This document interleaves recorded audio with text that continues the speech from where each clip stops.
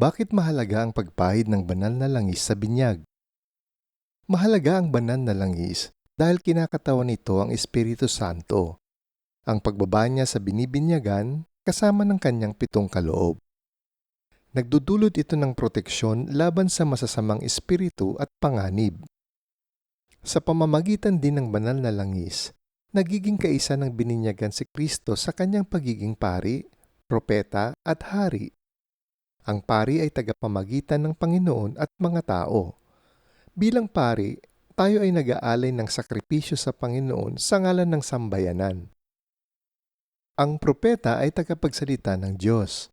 Bilang propeta, tayo ay inaasahang maging tagapaghatid ng kanyang mensahe. Ang hari ay nagbabahagi ng kanyang biyaya sa mga kinasasakupan niya. Bilang hari, tayo ay inaasahan na magpamalas ng servant leadership, ang pagbabahagi ng oras, kakayahan at kayamanan sa pagsisilbi sa kapwa. Kailan isinasagawa ang pagpahid ng banal na langis?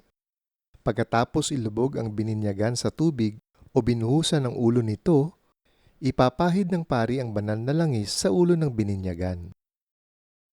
Ang banal na langis na ginagamit sa binyag ay binabasbasan ng obispo sa Chrism Mass tuwing Huwebes Santo, kasama ang langis para sa may sakit at langis para sa mga nag-aaral at naghahanda para sa binyag.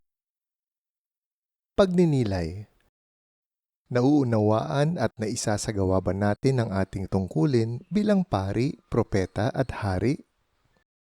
Panalangin. Panginoon, salamat sa iyong walang hanggan na pagmamahal sa amin. Salamat at ginawa mo kaming kaisa mo.